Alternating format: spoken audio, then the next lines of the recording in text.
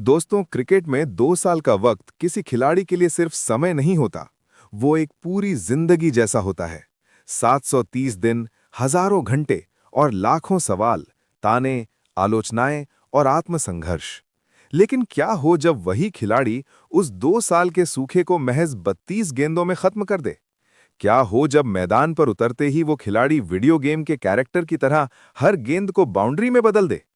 अगर आपने ऐसा कभी नहीं देखा, तो 23 जनवरी 2026 की उस रात को हमेशा के लिए अपने दिमाग में कैद कर लीजिए, क्योंकि उस रात 11 चौके, 4 छक्के और 237.50 के स्ट्राइक रेट के साथ एक तूफान आया था, जिसका नाम था ईशान किशन। एक ऐसा तूफान जिसने न सिर्फ न्यूजीलैंड को उड़ा दिया, बल्कि उन सभी आलोचकों के मुंह पर भी ताला लगा दिया जो ये कह चुके थे कि ईशान का करियर खत्म हो चुका है। दोस्तों, ये सिर्फ एक पारी नहीं थी, ये एक कहानी थी, वापसी की, आत्मसम्मान की, टूटे हुए दिल के फिर से धड़कने की। तारीख थी 23 जनवरी 2026, जगह थी रायपुर का खूबसूरत स्टेडियम और मौका था भारत बनाम न्यूजीलैंड का दूसरा टी20 मुकाबला। वैसे तो ये सीरीज का सिर्फ एक मैच था, लेकिन ईशान किशन के लिए ये उनकी जिंदगी का सबसे बड़ा इम्तिहान था, क्योंकि पूरे 2 साल बाद वो टीम इंडिया की नीली जर्सी में लौटे थे। और जब वो मैदान पर उतरे, तो उनके कंधों पर सिर्फ टीम को जिताने का नहीं, बल्कि अपने करियर और अपने अस्तित्व को बचाने का भी बोझ था। और फिर जो हुआ, वो अब इतिहास बन चुका है। 32 गेंदों में 76 रन और एक ऐसी पारी जिसने पूरे हिंदुस्तान को झूमने पर मजबूर कर दिया। दोस्तों, जरा उस हालात को महसूस कीजिए जब भारत को जीत के लिए 209 रन चाहिए थे। ये कोई छोटा स्कोर नहीं था। और जैसे ही पारी शुरू हुई, भारतीय फैंस के दिलों की धड़कनें रुक गईं। Sanju Samson out, Abhishek Sharma golden duck पर आउट, स्कोरबोर्ड पर चमक रहा था 6 रन पर 2 विकेट। स्टेडियम में ऐसा सन्नाटा था कि मानो हर सांस की आवाज सुनाई दे रही हो। ड्रेसिंग रूम में तनाव था और न्यूजीलैंड के गेंदबाज, खासकर मैट हेनरी और लॉकी फर्गसन, आग उगल रहे थे।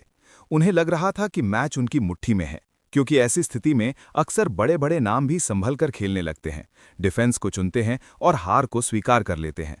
लेकिन ईशान किशन उस दिन हार मानने नहीं आए थे। उनके ऊपर दबाव दोगुना था। कमबैक मैच, पिछले 2 सालों में बल्ले की खामोशी, न्यूजीलैंड के खिलाफ बेहद खराब रिकॉर्ड जहां 7 पारियों में औसत सिर्फ 14 का था।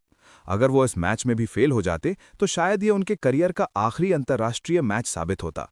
आलोचक पहले से तैयार थे, सोशल मीडिया पर ट्रोल्स उंगलियां चलाने को बेताब थे।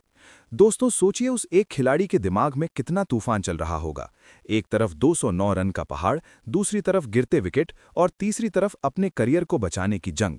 लेकिन कहते हैं ना, जब लोहा तपता है तभी वो पोलाद बनता है। और ईशान किशन उस दिन तपने नहीं, बल्कि आग लगाने आए थे। 6 पर 2 के स्कोर पर जहां कोई भी संभल कर खेलता, वहां ईशान ने तय कर लिया कि वो अपनी शर्तों पर खेलेंगे। उन्होंने डिफेंस शब्द अपनी डिक्शनरी से मिटा दिया और पहली ही गेंद से काउंटर अटैक शुरू कर दिया। ऐसा काउंटर अटैक कि न्यूजीलैंड के कप्तान मिचेल सेंटनर के पसीने छूट गए। दोस्तों, उनके 11 चौके सिर्फ रन नहीं थे, वो करारे तमाचे थे उन लोगों के चेहरे पर जिन्होंने ईशान को खत्म मान लिया था। जब उन्होंने लॉकी फर्गसन की 150 किलोमीटर प्रति घंटे की रफ्तार वाली गेंद को पॉइंट के ऊपर से कट किया और गेंद गोली की रफ्तार से बाउंड्री पार गई, तो पूरा स्टेडियम उछल पड़ा। ऐसा लग रहा था जैसे उनके बल्ले में चुंबक लगा हो और गेंद लोहे की बनी हो। कवर ड्राइव, पुल, कट, फ्लिक, हर शॉट में आत्मविश्वास, हर शॉट में गुस्सा और हर शॉट में जवाब था। फिर आए 4 गगनचुंबी छक्के, खासकर जब स्पिन गेंदबाज आए और ईशान ने कदमों का इस्तेमाल करते हुए गेंद को लॉन्ग ऑन के ऊपर से स्टेडियम के बाहर भेज दिया। उस शॉट में इतनी ताकत थी कि फील्डर सिर्फ दर्शक बनकर रह गए। दोस्तों, ईशान उस दिन रुकने के मूड में नहीं थे। वो हर गेंद पर हमला करने की कसम खाकर आए थे। और फिर आया वो खास पल जब उन्होंने सिर्फ 21 गेंदों में अपना अर्धशतक पूरा किया। जी हां, 21 गेंदों में 50 रन। टी20 क्रिकेट में जहां बल्लेबाज सेट होने में ही 10-15 गेंदें लगा देते हैं, वहां ईशान ने बिजली की रफ्तार से इतिहास रच दिया। उन्होंने कोई बड़ा जश्न नहीं मनाया, बस बल्ला हल्का सा उठाया और उनकी आंखों में साफ दिख रहा था कि कहानी अभी खत्म नहीं हुई है। उनका स्ट्राइक रेट था 237.50, जहां 150 अच्छा माना जाता है, 180 बहुत अच्छा, वहां 237 पागलपन की हद थी। गेंदबाज समझ ही नहीं पा रहे थे कि गेंद कहां डालें। यॉर्कर डालो तो हेलीकॉप्टर शॉट, बाउंसर डालो तो पुल, लेंथ बॉल डालो तो बाउंड्री।